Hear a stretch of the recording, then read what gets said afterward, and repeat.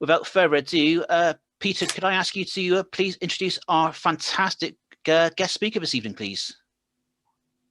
Yes, I'm delighted to do this. Actually, this isn't going to be a normal introduction. It's going to be a little longer than usual, but then we're not in normal times. I'm going to be president of the club next year, and I want to do a priority on peace. Peace is one of the it is the very first area of focus of Rotary International. It is Rotary International. And that is not just peace between nations, it's peace within nations. And you'll understand that from the rest of my introduction, because I'm from Northern Ireland and we've never been at war with the rest of the UK, but my goodness, they went through what we fondly call the Troubles. So we're not in normal times. In fact, we're not even in normal times as a country, because probably the agency or the organization that could most claim to have provided peace on its continent in the last year is the EU. And seven days ago, our country left the EU. And we're definitely not in normal times, because 24 hours ago, the president of the most powerful nation on earth, having summoned his followers to the nation's capital, told them to march on the Capitol building. And I'm not going to go into the details of what happened, but it is quite the most shocking thing that I've ever seen a world leader do. And so if we take that as the background, it's just wonderful that we've got somebody coming to talk to us, amongst other things, about peace. Rehmah, who's I'll introduce shortly, is a graduate of Bradford University, where they run a peace course, an MA in Peace Studies, and Rotary sends scholars there. Now, Rehmah isn't one of the scholars, but she is a graduate, and she is also a Rotarian. What's more, she's actually she's actually a past president of the Rotary Club Kampala, Impala. And this is very close to my heart, because my wife Rosemary trained as a teacher in Makerere University in Kampala, and for 3 years in Uganda. So Uganda and our family are inextricably linked. Anyway, I'm supposed to be introducing the speaker, and I get round to it now. Rehmah Kasule has an MA in Peace Studies. She was just earlier this evening in a meeting with her Harvard classmates. She has won an award as one of the most influential women in Africa, and she's been given a Fortune and Goldman Sachs award as a woman leader in Africa. And one of the most exciting things about her is that she has met Barack Hussein Obama, and I think that's relevant. Rehmah, I'm so sorry to have taken up some of your time, but friends, Rotarians, and everybody on the screen, may I welcome and introduce Rehmah Kasule, and I'll shut up now.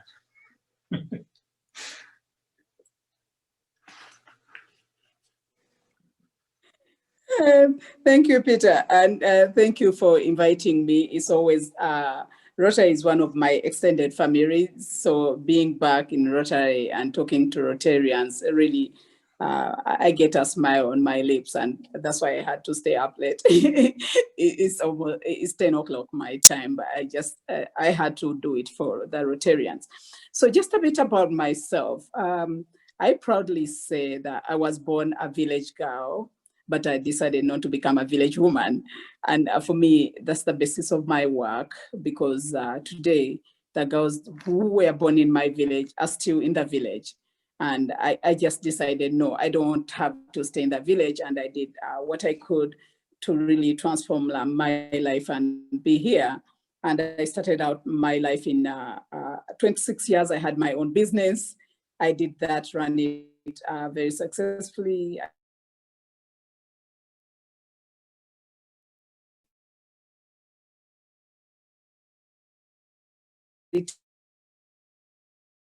To development. I said international, and we do women's leadership, girls' education, and peace building. And that's how I ended up at Bradford University. But for me, peace didn't come as a result of saying this is my passion. For me, it was the need I saw in my community. I'm a Muslim. And in 2010, there was a bombing in Uganda, a terrorist bombing, which killed many people. And I just decided I needed to do something. That time I wasn't even a Rotarian yet, but I just decided I'm going to do it for humanity. And I wrote to the American government and told them what was going on in terms of the young people I was seeing who were uneducated, they were unengaged, they didn't have any hope in life. And I said, this is going to be the focus for my life in the next 10 years. And of course, everyone said, no, why are you, no, you're not a peace. And so my experience at Bradford, I'll come back to what I've done in that, was the fact that, like Peter said, I didn't go as a Rotary Fellow, but I interacted with Rotary Fellows. But for me, I came from the other angle, coming in as a Rotarian and seeing the work we do as Rotarians. And it was interesting to see how when people come together and they're talking about peace, most of the time we feel as if it's a dead end, it's a subject which brings in depression. But for me, I came from the other aspect and said, you know what, we need to do something about this. It's not just studying.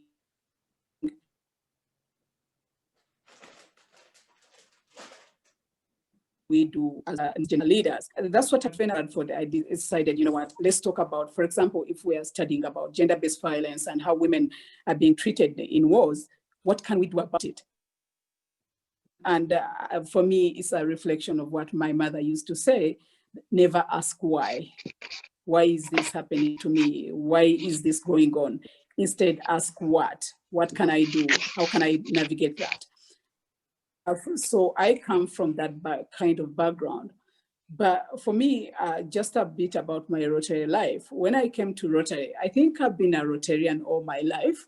And I say this because in Africa, we believe in Ubuntu. Ubuntu is I am because we are because we are. It's being together. And that was said by Desmond Tutu. And I grew up in a family of 12 children. And I saw how my mother embraced all the other children coming in. My mother had only four of her biological children. And with that, I knew that everything is done together. We are strong to do housework, we do it together. So Rotary was in my DNA and service was in my DNA. And so when I shifted from being an entrepreneur to being a development worker, for me, it was like I had come home, and being a Rotarian made it even stronger because I realized that around the world, there are people who want to say, don't we co-create something together? So as part of my work, one of the things I do, I think it's Bell who said it, he's a historian who said that history is written and influenced by those that write.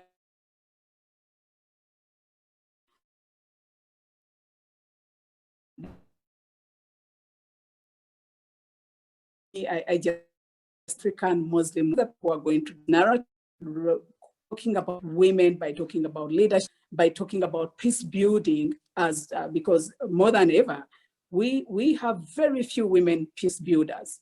I know all of us are Rotarians, but if you ask yourselves, how many peace builders do you know? How many of them come to the decision-making table? We have a lot of women. And I need to amplify voices, and that's one of the things I've been doing. The other thing I've been doing and what we do for our club, so Uganda and many of African countries, youth unemployment is almost at 36%. Youth, almost 78 to 80% of the population. And so with the youth unemployment, we've seen a lot of political violence, we've seen a lot of insecurity, but it's all because young people are not engaged, young people are economically social isolation within our countries.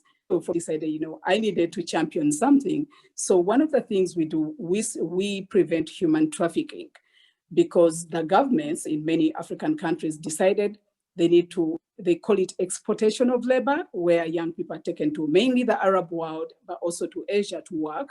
But I call it human trafficking because there's a lot of sexual exploitation, there's a lot of labor exploitation. And so I work to stop that. The other thing I do as part of my work is still as part of connecting back to the bombing that happened in Uganda. I realized a lot of young men, especially Muslim men, were radicalized and they were joining violent extremism book groups. But speaking to these young people, still the same issue came in. We don't have any job. We don't know what to do. We don't have hope for the future. We don't know our identities as people. Everyone is biased about us. And so we train young people in vocational skills. We train them to become leaders. We give them financial literacy skills, and we take them to the world. So what we are doing is to create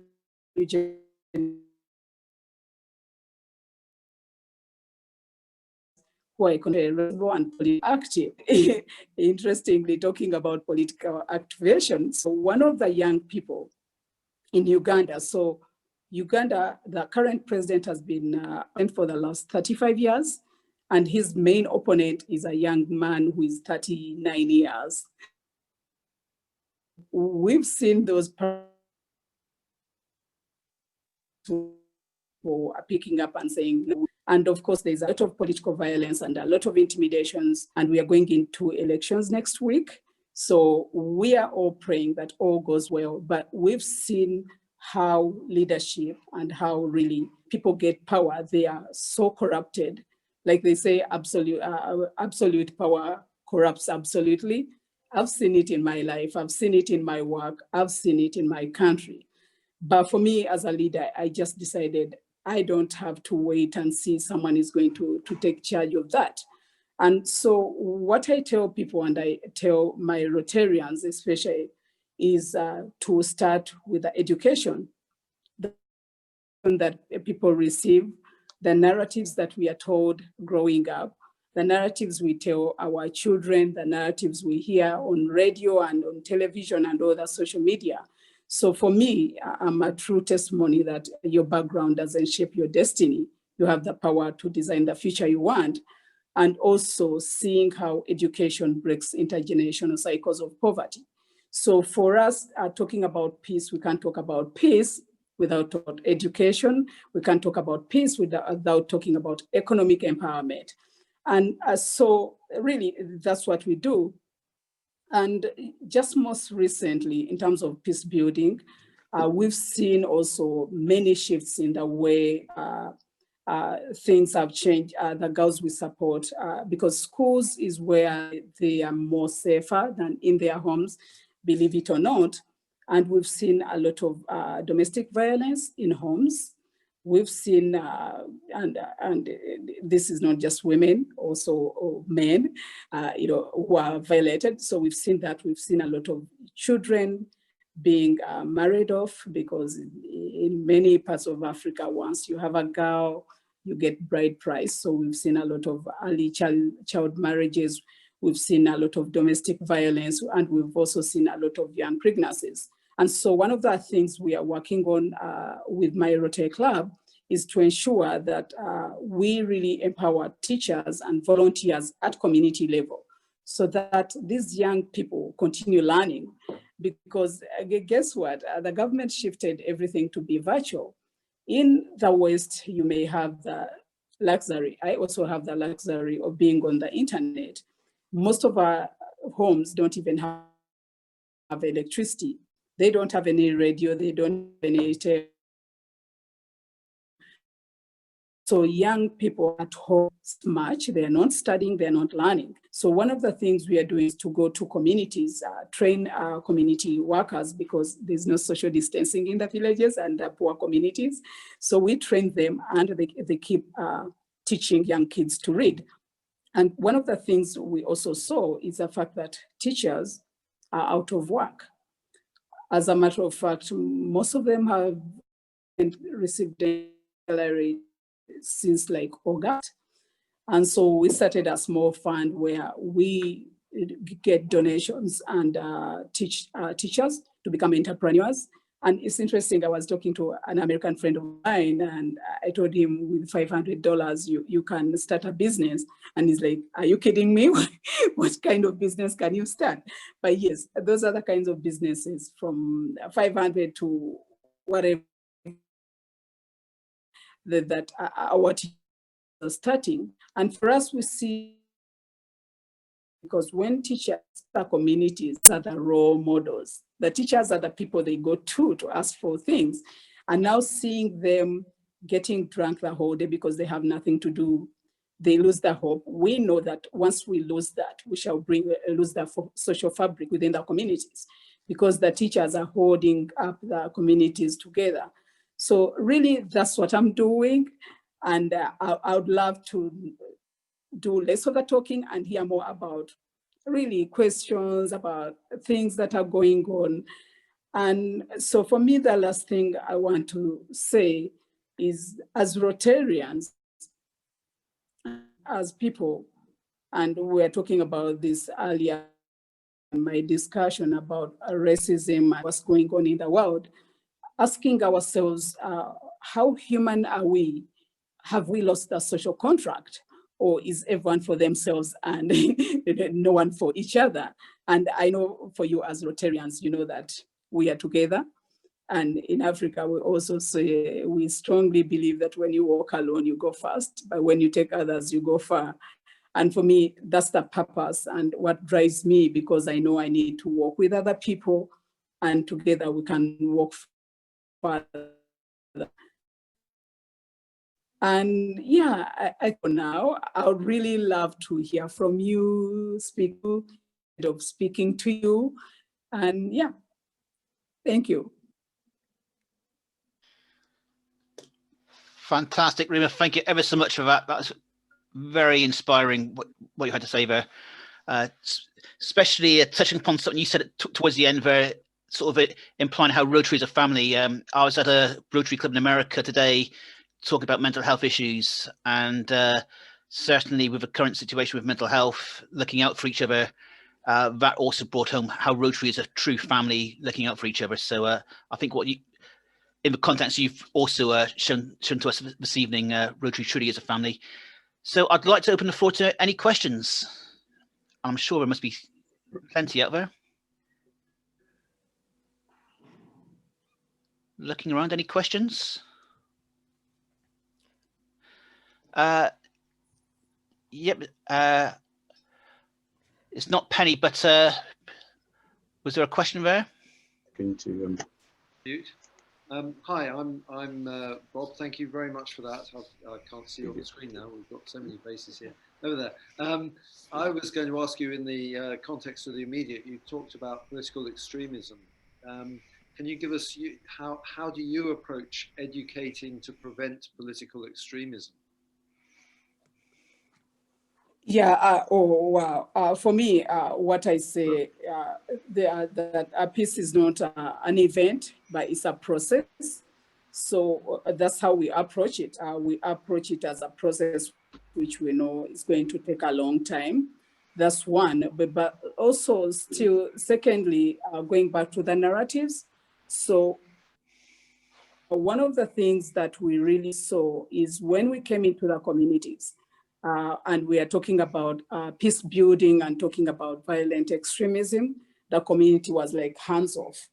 Even organizations didn't want to support us because we were talking about like hard stuff they didn't want to hear.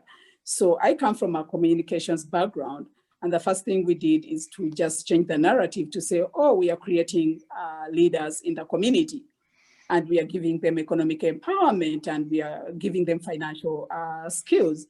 And the whole atmosphere changed. So what we saw is these young people, even if that is going on in their community, the radicalization is going on in their community, they don't want to be labeled to say, oh, Muslims are radical. No, they want to be taking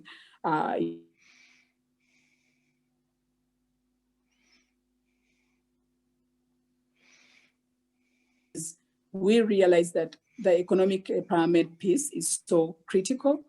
but also a lot of dialogue. So we do a lot of interreligious and intercultural dialogues within the community, where we bring different religions and different, in Uganda, we have a lot of ethnicities.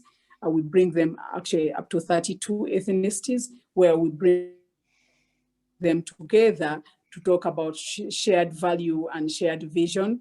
And we've seen how that brings people together instead of talking about religion or talking about culture, but instead still about the narratives where we are talking about, for example, if we are talking about insecurity within our community, all of us are insecure within the community. So it's not who is doing it, but what can we do to make the community more secure? So really, that's what we've seen. Once we communicate the shared value and people see it as a value that they want to do together, but also having local champions so that we don't just jet into the community and do this and jet out, really empowering the community to do their own work and come up with their own solutions. Okay, thank you. Chris, I know you've put a couple questions in the chat. Would you like to read out your questions for Rehmah? If you want to unmute yourself, Chris. Hello. Hi, Rehmah. That was a fantastic delivery. Thank you very much, and well done. Are you working for a government organization, or do you have a private or sort of an NGO organization through which you deliver this fantastic work? Yeah, so like I said, I started out in branding and marketing, and 10 years after doing that, I shifted from building brands to shifting mindsets by starting my nonprofit organization. So my marketing business was called Century Marketing. I started Century Entrepreneurship Development Agency, which is now CEDA International, registered in Uganda and in the US. So we work through that nonprofit organization, but of course we do collaborations with the government, civil society organization, the private sector. We bring all them together, but yes, I do it through my nonprofit organization. Do you get any support whatsoever from the government? No. I think the government is more like political will for them to know that you're working for them. That's really the support that we get from them. Nothing like financial, but yeah, we need their support, because we can't talk about systemic transformations without talking about the government institutions. They're doing the back work for us. So. And my final question, how has COVID affected your activities? Tremendously, because most of our work, actually almost all our work, is in the communities. So we can't go to the communities openly and freely. And also, like I said before, the communication issue, these are communities which are really, really rural and poor. Some of them are not rural, they're in Kampala, but we're limited resources, so we can't do any work there. And so that's why we've now shifted all our work to really working through volunteers and community champions to do the work for us. Otherwise, you can't travel to most of the communities. Okay, thank you. Brian, then Peter. Thank you very much, Darren. And Rehmah, thank you very much for your talk. My question really, and it's an observation, I suppose, because having had experience with Uganda on many occasions, we've always said that you must educate the children because they will be the future, which is quite right. But in the political climate and the current climate, it seems to be that the infiltration comes at a much higher level, and that the teachers are the ones that we should be educating to bring that right sensibility and future to the children. We seem to be trying to miss the teachers, if you like, and we're trying to go for the children. What's your views on that?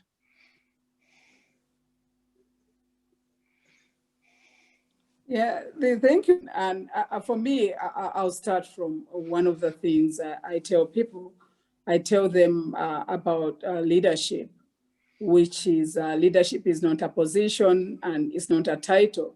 Leadership is like us, all of us coming together and doing something where you identify a need and take action. And so also the other thing I've seen is the fact that we are always referring to young people as the future of tomorrow. So for me, I say they are the future of today, because if we need to see a forest tomorrow or in 10 years, we need to plant the trees today. So when we talk about empowerment of young people, we need to empower them knowing they are going to lead today, not tomorrow. So really, that's where I see, but of course, the whole foundation is on the education they receive, but also the skills they receive. Of course, that's where there are so many gaps in terms of skills and the skills young people get. But also for me, the last thing I can say about that is we can't always be lamenting about the education system and the skills mismatch. We need to do something, and the something we need to do is train more young entrepreneurs so that they can create their own jobs and also create jobs for other people. Thank you very much. Thank you. Okay, Peter, you've got a question?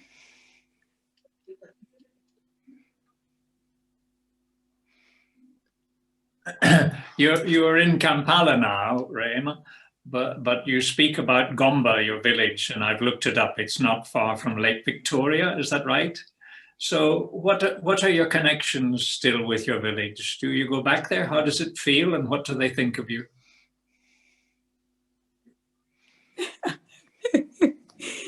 Yeah, Gomba is where I come from, and we were speaking with my sister this afternoon. Even today, more than 56 after 6 years, 56 years of independence, my village doesn't have electricity. So it shows you, and it's only less than 70 kilometers from Kampala, which is the capital city. So it shows you how, what will I call it? How resources are prioritized in terms of what is going on in the country. But for me, my village is everything, because I wouldn't be who I am today without that village. And I'm also proud to have come from that village, because it gave me the values that I stand on today. And also knowing that at least I've done something, and I'm a kind of a role model there. And I'll share with you the book. I wrote this book. It's called From Gomba to the White House. So this is a picture of me with President Obama. So when he invited me in recognition of my work, 2010, I hadn't even done that much, in my opinion. I realized that your background doesn't shape your destiny. You have the power to design the future you want. And for me, that's the testimony I give, and that's what I tell young people around the world, to say your background would not shape your destiny. You have to dream big, because there's no dream that is big enough. But yes, I'm so proud of my Gomba, and I talk about it everywhere I go, but just to show people that you can come from a humble background, but you have to do the work. The work, you won't be a millionaire or be a leader without doing the work. And the first thing I tell them, you people, you need to read, because readers are leaders. And once you read and read and read, you will lead. Because still I share my story on how I read a book of Woman of Substance by Barbara Taylor Bradford. And I started reading about New York when I was young, and I didn't know I would ever go to New York. I didn't know I would ever go to Washington, DC, but it just broadened my vision, and I started dreaming. Thank you, that's lovely. Thank you. Sarah, I see you've got a question in the chat. So if you can unmute yourself there, Sarah.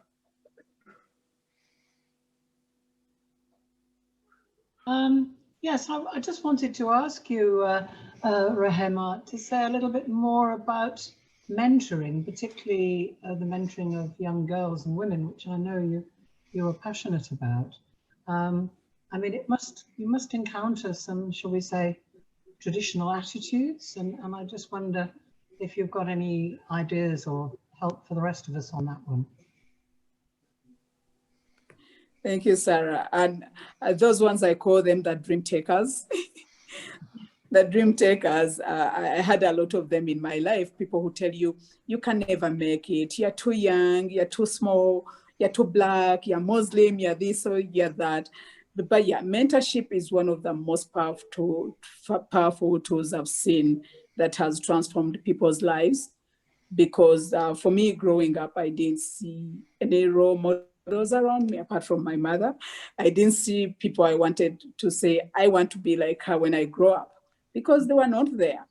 And so mentorship has really bridged that gap where young people now, even people like me, get someone to bounce off ideas to say, hey, how have you done this?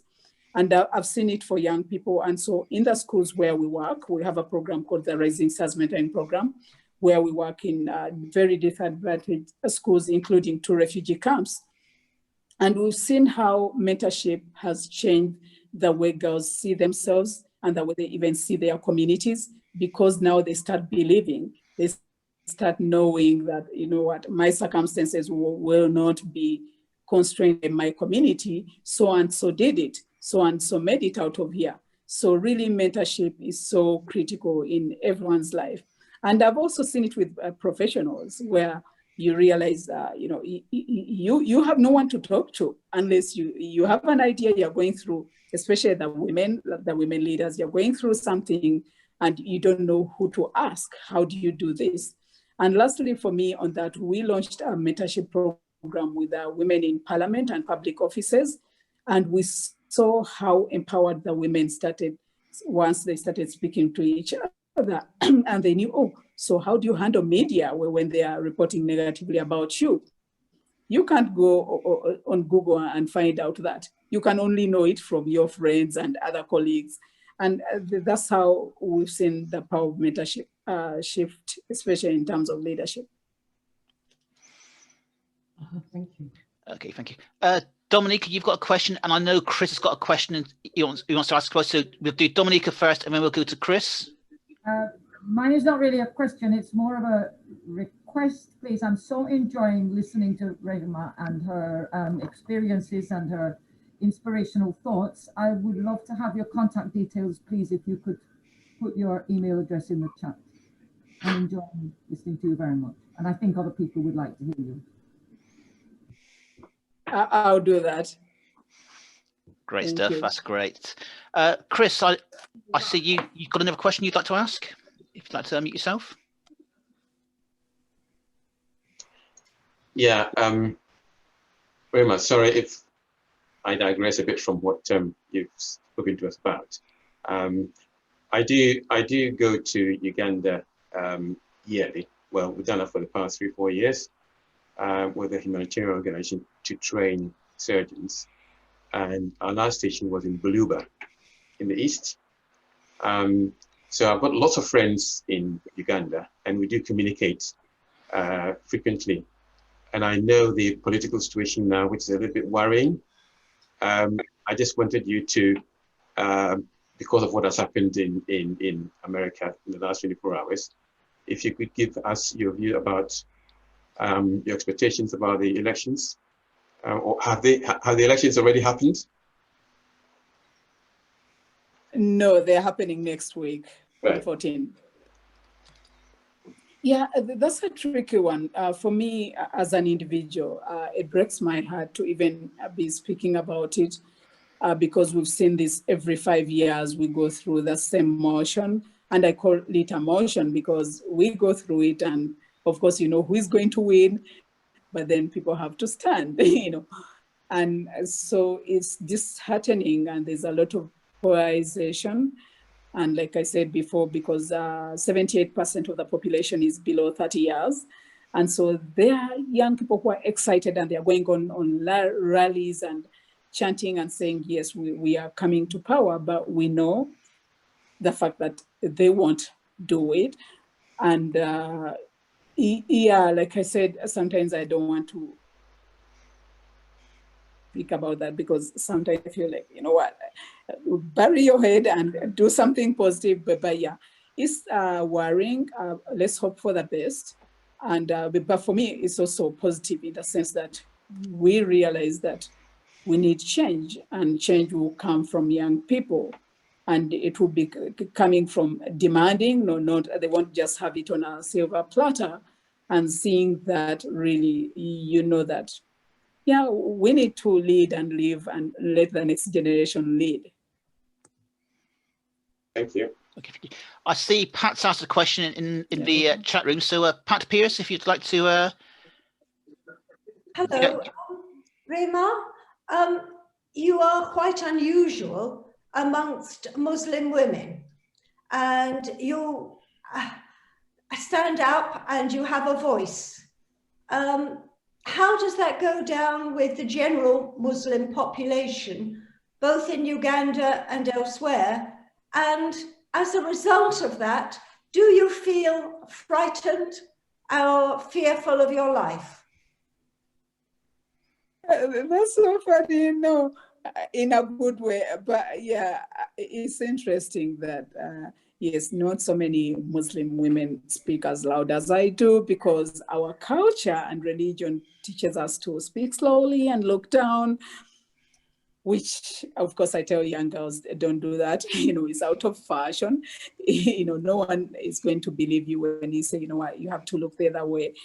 But yes, for me, I use it as a positive tool where I go to places still about rewriting the narratives or creating new narratives, where I go to speak and people say, wow, a Muslim woman has walked in. So the way I dress, the way I speak, you know, I have to profess who I am.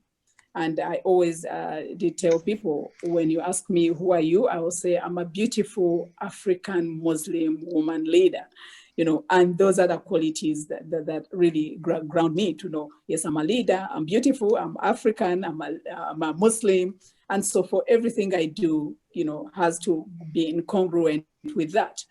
But I've also had clashes, especially when I was starting the youth center for boys, to prevent violent extremism. It's the religious leaders who came out and said, no, a Muslim woman can't do this. How come you're leading this? And they really blocked me into doing that. And I told them, I'm doing it not as a Muslim leader, but I'm doing it as a leader. And so I've got those still a lot of dream takers. But I proudly say I've also influenced a lot of action and policy in my country, but also given this, what would I call it? Like a spark to so many other Muslim women to say, yes, I want to be like her or even better than her. And so we created this whole network where Muslim women go to schools, they go to community to show them that, hey, you can be a Muslim, you can dress well with dignity, you can speak in public, you can be a professional.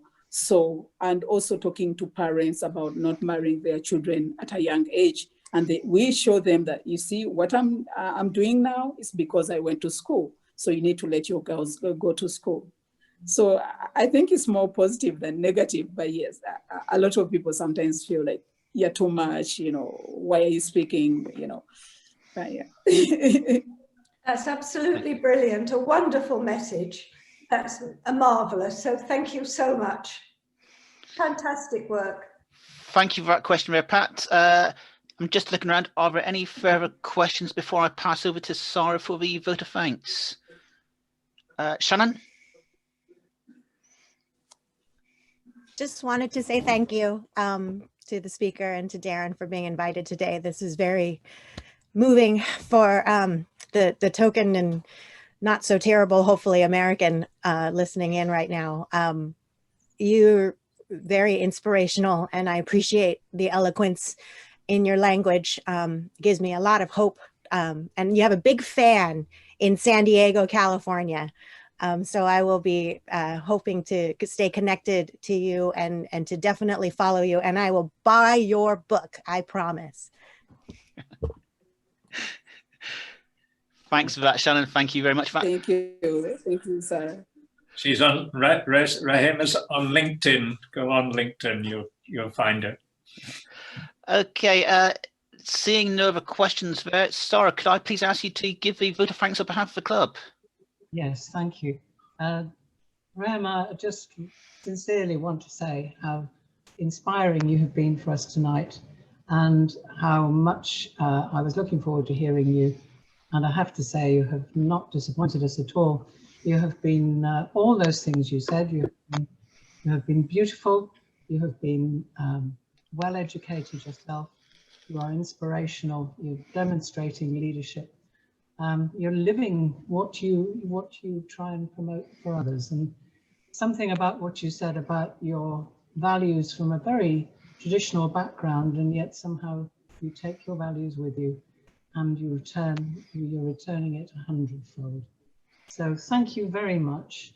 And I'm sure all of us will take away something from what you have said and think about it and try and apply it to ourselves. For me, I think the big one is watching out for the dream takers and trying to associate more and more with the dream makers. So thank you for that. I shall remember it. And I'll buy your book too. Can we show our piece?